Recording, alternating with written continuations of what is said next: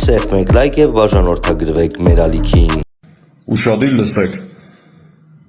8 տարի այս մարդիկ եղել են իշխանության։ 8 տարվա ընթացքում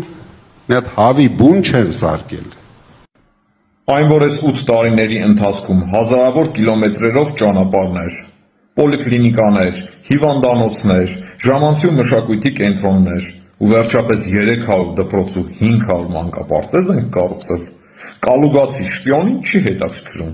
կալուգացի Սամոյի սիրտը հավի բուն է ուզում։ Խոստանում եմ, ընտրություններից հետո կալուգացի Սամոյի համար հավի բուն էլ կկառուցենք, 3-ը 4-ի վրա ու առանց պատուհան։ Սամվել Կարապետյան, զարմիկդ կամ հայերեն չհասկանալ, կամ հասկանալ հատուկ հանրությանը մոլորեցնել։ Ես 3 պարզ հարց էի տվել։ Ինչու ձեր ընտանիքի 6 տղաներ չեն ծառայել Հայաստանի բանակում կամ անհրաժեշտության դեպքում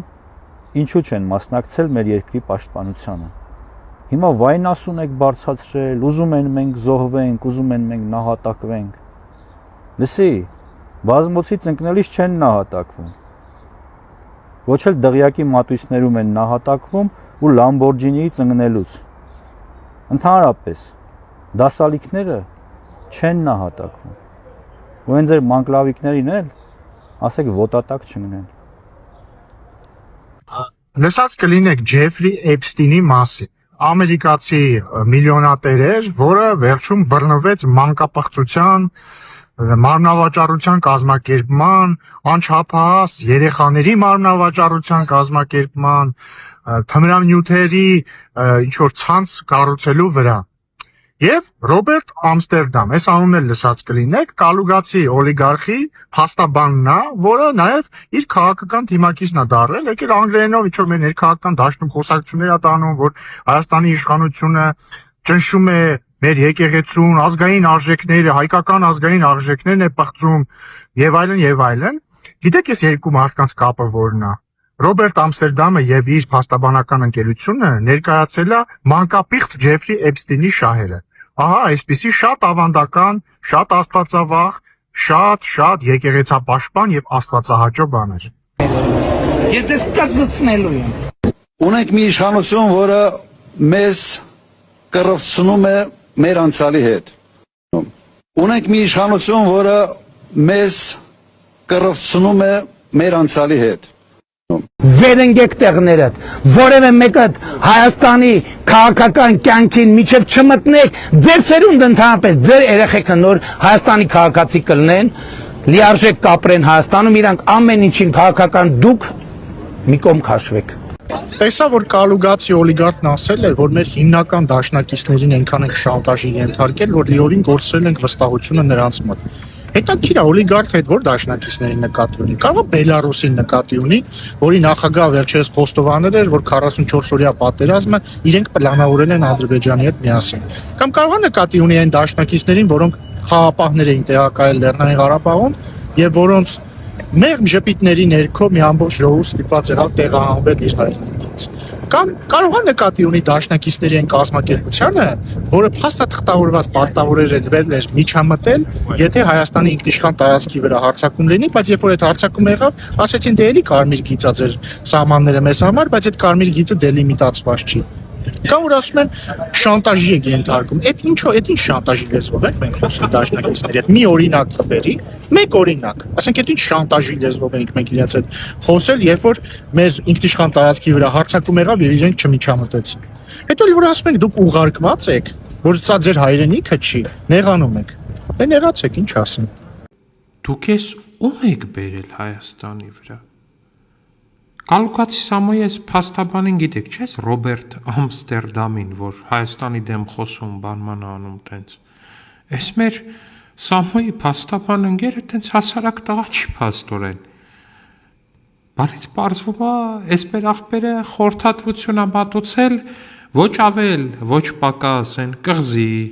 մանկապղծություն, տենց բաներով շատ հայտնի Ջեֆրի Էփշտեյնին։ Այս նամակը, այս փաստաթուղթը, որ դուք տեսնում եք, սա Ամերիկայի Միացյալ Նահանգների արդարադատության դեպարտամենտում պաշտոնապես հրապարակված փաստաթուղթ է, որտեղից երևում է, որ Կարապետյան Սամոյի փաստաբանը տվել արել է Ջեֆրի Էփշտեյնի հետ, հիմա տալի առնում է Կալուգացի Սամոյի հետ։ Տղերք, ով եք դուք, ինչ եք դուք, ինչ եք ուզում դուք մեզանից ու մեր երկրից, ախպեր գնացեք էլի։ Ողջույն ձեզ, քանի որ մոտ արդեն 3 օրը ոչ միայն չի դադարում, այլև շարունակում է այս իշխանության կողմից այս զզվելիագույն խոսույթը, կարող եմ ասել աշխարհում երևի չէ, հաստատ միակ պետությունն է ամբողջ աշխարհում, ու երևի նմանատիպ նախադեպ ոչ մի երկրում տեղի չի ունեցել, եւ իշխող կուսակցությունը քաղաքացիներին մեղադրում է պատերազմ չզոհվելու համար։ Եվ մի բան ասեմ, էլի, հիմա ես փորձեմ պարզաբանում տալ, քանի որ ես էլ 44 օրյայի մասնակից եմ, եւ փորձեմ ցույց տալ ես ինչի չեմ զոհվել, օրինակ պատերազմի ժամանակ, երբ որ գնացի ծառայության, ես իմ ծառայության ընթացքում տիրապետել եմ 3 զինատեսակի, ֆագոտի ջոկի հրամանատար եմ եղել եւ դասակի հրամանատարի կուրսերն անցել եմ, դարձել եմ գրադ համակարգի դասակի հրամանատար եւ զորացրվելուց հետո ստացել եմ սպայական կոչում եւ 17 թվականին հրթիռային համակարգի վրա վերապատրաստվել եմ։ 2020 թվականին 44 օրյային եւ կամավոր գնացի, ես տիրապետելով 3 զինատեսակի հանկարծ հայտնվեցի պաշտոնի, որը կոչվում էր անվտանգության գծով ինժեներ։ Եվ իմ բախտը բերեց, ես չզոհվեցի։ Հիմա ասեմ, երբ որ մեր իշխանությունը կազմակերպեր նորմալ պատերազմ, ես կհայտնվեի նշած զենքերի վրա եւ ամենայն հավանականությամբ ես կզոհվեի, բայց իրենց խոսքով ասած 3800 չեմտը զոհերը կամ մեր ասած 4000-ից ավել զոհերը հաստատ այդքան չէին լինի եւ ամենայն հավանականությամբ Արցախն էլ չէին կորցնի։ Մի խոսքով, այս ինչ որ եղել է, ձեր մեղքով է եղել, ձեր անկազմակերպ, ես մինչև վերջ չեմ ուզում հավատամ այն փաստին, որ դուք դավաճանել եք,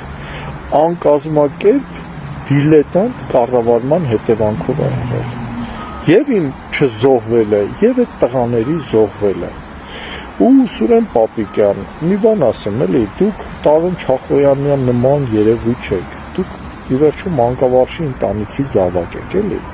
այս կեղծիքների մեջ, այս ստի մեջ, դուք մի թաթախվեք, չի կարելի, այս խոսույթը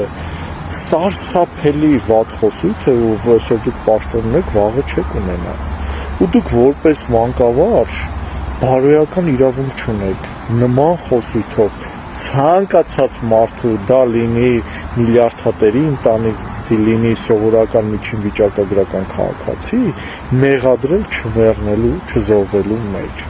Ու մեր մակարդակը, ձեր մակարդակից տարբերվում է նրանով, մենք խոսում ենք